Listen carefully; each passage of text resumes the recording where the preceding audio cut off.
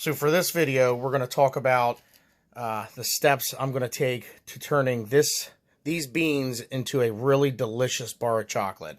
I've literally researched and watched hours of videos and read tons of documents to understand actually how chocolate is made. And I know it sounds simple, but believe it or not, this is not only a science project, but it's also an art project. And you need to learn to use all of your senses in order to make the perfect bar of chocolate.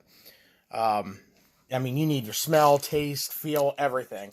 And I'm going to show you each step I take to make this delicious bar of chocolate. And hopefully it comes out because I haven't done this yet.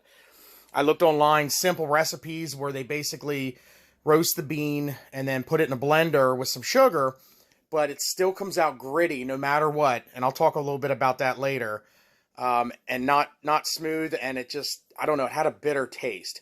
But if you were actually interested in learning how to make chocolate step by step, search on YouTube for the Chocolate Alchemist. He is really amazing and goes in extreme detail, and especially on a molecular level when tempering, to explain how to do it. So just look at this one as kind of showing you the steps I'm taking from what I've learned from him and other people.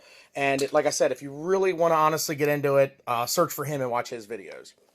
Now, the first step here that I learned, and I didn't know this, is bean choice is a really particular thing. It's like coffee beans. Really depends on where it comes from and how it's rated with the different flavors. There's so many varieties of flavor that come out of these beans. I didn't know that when I first started, and I just bought some generic unnamed beans, and they had a really bitter taste. The ones I've chosen for this are the Columbia Aruca bean, and the way the Chocolate Alchemist rates them, if you buy them from him, is there's a chart, and it shows this particular bean, what its rating is as far as each thing. So many different beans had spikes just on certain ones, and that's it. I chose this particular bean because it's a very bold flavor. It really has a bit of everything in it. The chocolate scale's 4.5. I mean, that's really high. It's going to be a really chocolatey, really naturally sweet, and a sharp, nutty flavor to it. And it's probably going to have some citrusy and a little bit of floral flavors to it, and small amount of bitterness, and a little bit high on the acidity level, but I heard that's pretty good for making a milk chocolate, which is what we're going to be doing here. So I think I've chose a great bean for the start of this. There is literally a million different flavors you can get out of chocolate by different varieties of doing things. So the starter I'm going to do is I'm going to start with equal parts, and I've also bought a notebook. I'm going to be taking notes throughout the whole process and rating the chocolate at the end. When I come to make my next bar, I'll make small adjustments. A little more milk, a little less sugar, a little more cocoa butter, all depends. So the notebook is going to be key for this. So with this bean chosen, let's get started on the bean roasting process. I started with measuring exactly 1 pound of beans, and I'm going to see in the end, using equal parts of every ingredient, how many bars I come out with. So let's start the roasting process. I got the beans in the oven now. It's at 350 degrees.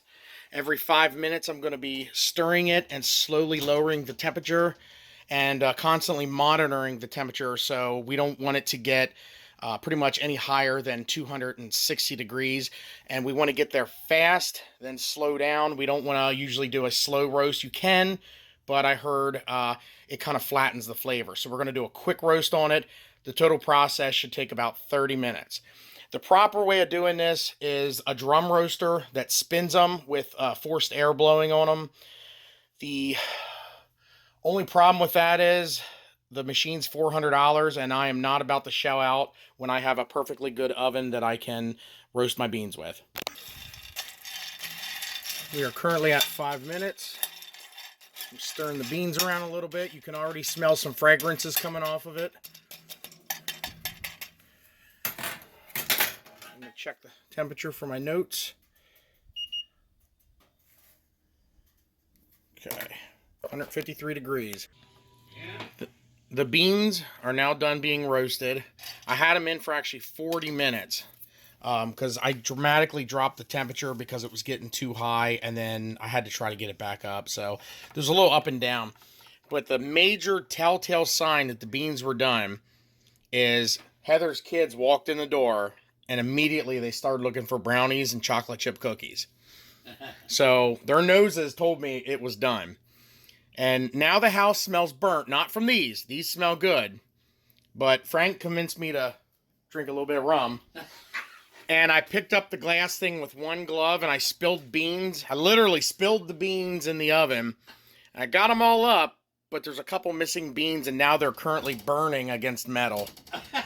So that's Frank's fault. But if you smell it, this is chocolate.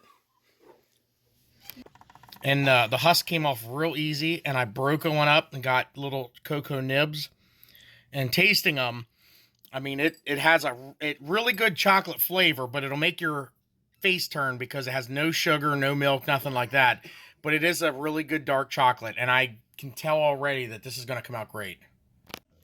So we officially waited 1 hour, and it got to 88.8 degrees. I think the Chocolate Alchemist recommends 6 hours total of just letting it rest, but since we're a little short on time, I made notes of this, don't worry.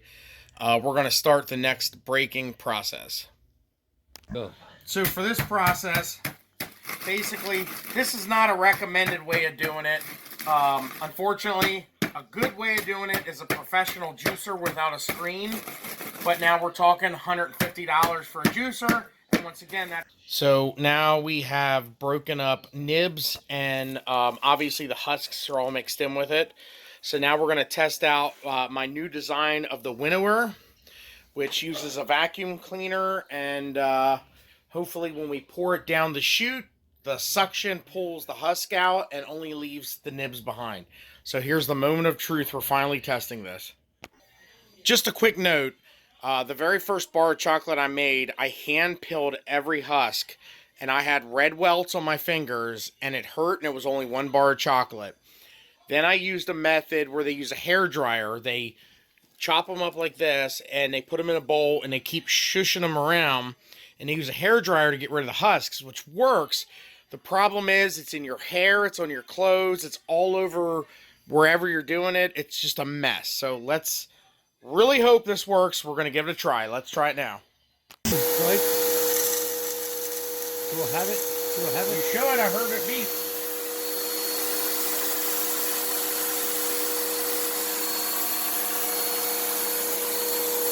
Oh. Okay, hang on. Let's check it. So the first batch through, this actually works very well. We got a lot of nibs in here. However, there are still some husks. But I think sending it through a second time, we are going to get rid of these husks. But so far, it seems like it's working good. Now, I closed off the upper valve, hoping that will create more suction. I also have the option of adding a shop vac, but I don't want to do that because I'd love to do this with a home vacuum. I really don't want to bring a shop vac into it. But let me do the rest of the beans, and then I'm going to send it through a second time, and we're going to see the nib ratio, which should be none after a second run. All right, this is the third time we're doing this, and it's working very well. We just know we got to close this off more.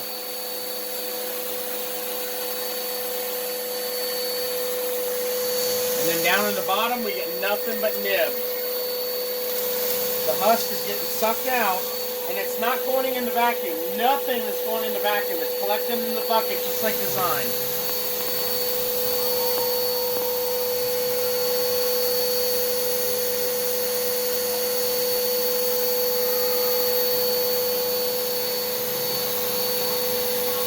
All right, let's check it out.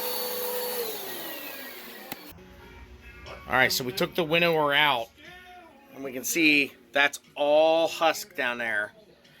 None of it is in the vacuum cleaner, so it actually worked perfect the first time, which, you know what, I owe myself a beer. That's amazing. All right, so the next process is we are officially going to make chocolate, but for the first trial, I want everything to be equal parts until I decide what needs more, what needs less. So 1 pound of beans ended up coming out to 300.9 grams of toasted nibs. So everything is going to be 300.9 grams that we add to this, so it's all equal amounts. So let's continue. So the next process is we rewarm all the ingredients before we throw it in the refiner. So our nibs are officially ready to go. And we are doing, here's pure cocoa butter that we're going to add to this. Now, the Chocolate Alchemist recommends at least 35% fat. So through the calculations, it's going to be about 37% fat.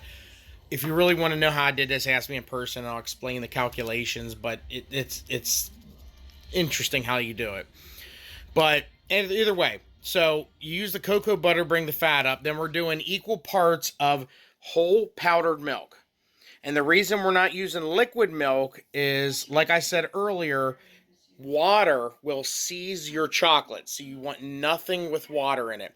Same as why we're not using vanilla extract. A special ingredient that's not required is Madagascar vanilla beans, which I will be using too when I cook the cocoa butter because I love vanilla. And we're going to get more into that when we do it, but it's going to be equal parts milk, cocoa butter, nibs, and then sugar. I don't have the sugar sitting on the table, but you get the idea. You know what sugar looks like. And then another optional thing is lecithin powder. Lecithin is a fatty substance, whether animal or soybean. This happens to be soybean. But what it does is it's very good at absorbing moisture, and it makes your chocolate even more creamier. So it's not necessary, but professionals use it. So I'm going to put a teaspoon of lecithin in my cocoa butter because I want this to be extremely smooth chocolate when it's done. So I'm going to measure everything out, and we're going to continue from there. The cocoa beans are in the toaster oven getting hot again. We got the milk powder. We got the sugar up here. Everything's getting hot. And I have the cocoa butter, and I put a teaspoon of lecithin in here. Now I'm going to get this to 300 degrees, and then I'm going to cut Madagascar vanilla beans, scraping the seeds out and letting these soak to really get a good vanilla flavor in the chocolate.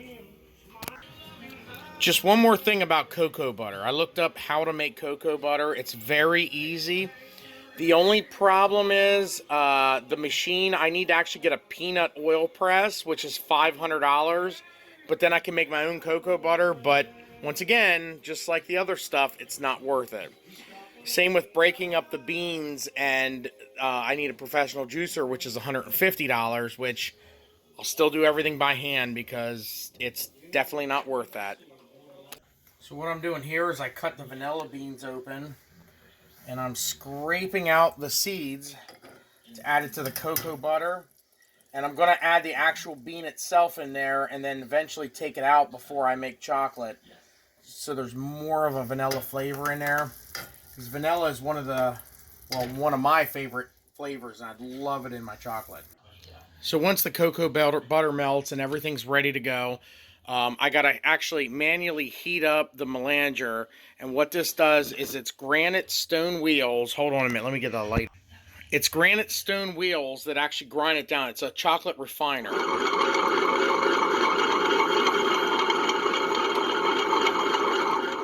And all the ingredients go in here. And the reason, this is one machine that I did buy. I had to pay $400 for this. This is one machine I did have to buy because you cannot make professional chocolate without it.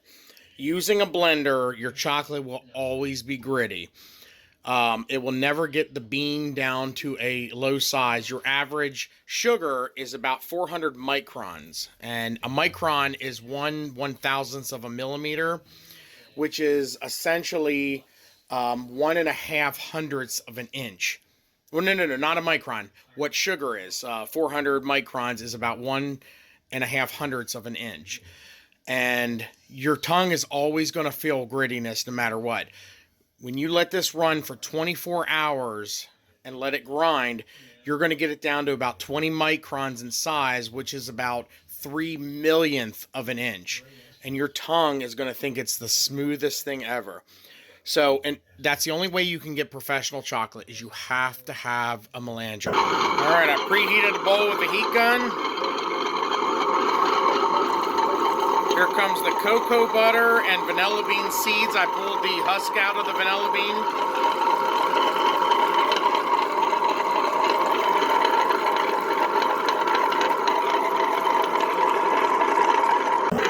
And now I start to slowly add the heated up nibs to the mix, which I got to do that slow as they break down. So I very slowly added all the ingredients, and it's the granite stones on the granite bottom. It's got to run for 24 hours to get everything super smooth, and then we'll have some good milk chocolate.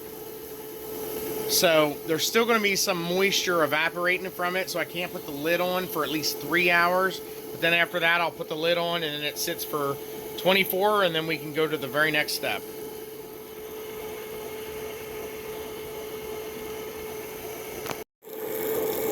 We are about a half hour away from the 3 hour mark. It's already super smooth, smells delicious, and even tastes really good. It's currently been 22 hours, and I think I'm going to take it to the next step. I mean, this is super creamy and smooth. It was actually super creamy at about 12 hours, but we at least let it run for 22. So let's take it to the next step, which is tempering. So I currently got, in a double broiler, I got the boiling water down here and the chocolate in a separate pot. The reason you want to do that is so that if you had chocolate going with a pot on direct flame, it would cause the chocolate on the bottom to burn, and that would cause it to seize. This way the heat's transferred more through convection, and it's a better way of transferring the heat. We're going to keep stirring this, and right now it's warm enough that there's... So let me give you a little quick explanation about how tempering works. So there's 6 types of crystals that form when chocolate cools, which gives it its solid form. When you just dump chocolate into a mold, you have what's called blooming. You'll have white spots, and it won't break very well. But if you have tempered chocolate, it has a beautiful shiny look, and it snaps, and it's a beautiful structure. And essentially what we want is a structure that is formed with T5 crystals. So I know this is a lot at first, but what I'm going to say here is, so up at 100 degrees, there's no crystals, everything's melted.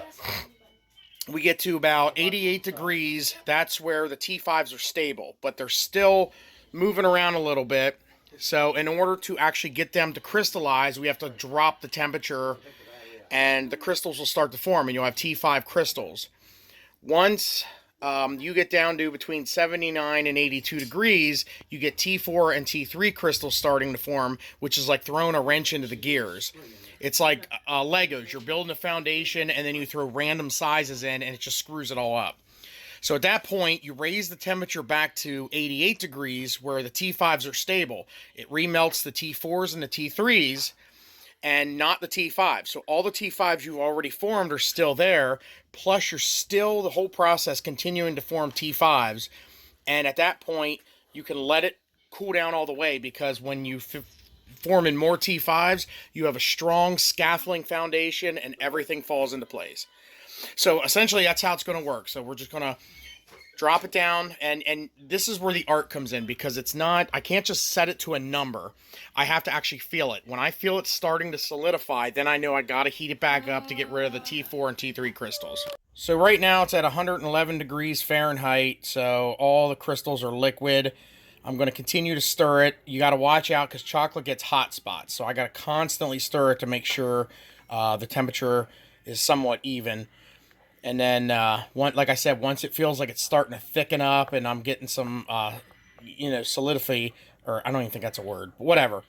Then I raise it back up to 88, and then I pour it in the molds at that point, and then it should be tempered chocolate. Oh, there we go. It's creamy and it's in the molds. Next step, finishing it up. So here's my example of tempering. The one on the left was not tempered. I poured that right out of the grinder. And the one on the right is what was tempered in the bowl. This one didn't bloom like I thought it would. Usually you get white spots all over it. And mean, a little bit of blooming there. You'll see some spots on it.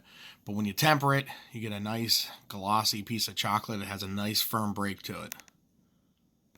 So this is very interesting. One of the molds, I had chocolate blooming. And that's what you see with the circles and everything. Like it was incorrectly tempered.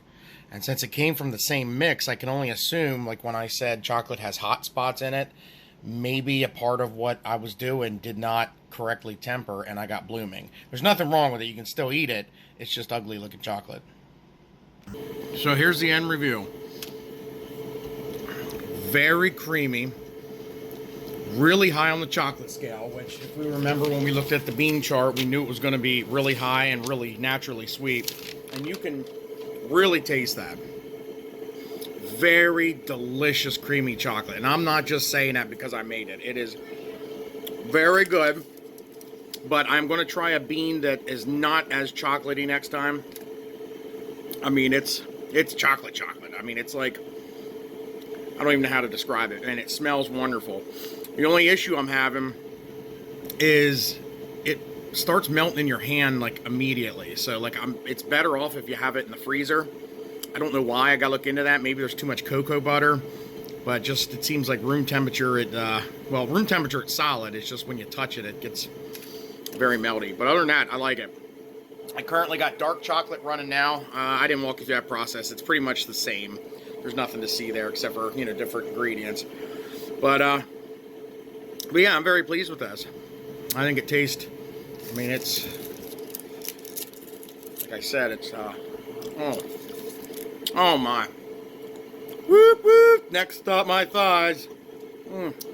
Delicious. So, out of that pound of raw beans, I got, I want to say, 14 solid bars. And I spilled a good amount too, and I was kind of wasteful because it's my first time doing it. So I think I can get more if I get a perfected method, but at least now I got a ground start and I can go from there. And I took notes and everything, so everything's copied down. One last thing before I check off. I forgot to tell you about the label I made for it. I'm calling it a mean bar of chocolate. And not just because I make a mean chocolate, it's because this will insult you. It has insults on them, kind of like Snapple has facts on the back. Instead, my chocolate's going to piss you off. So here's the front label. Matt's Tavern Milk Chocolate. I love the mullet wig. And then you got your nutrition facts.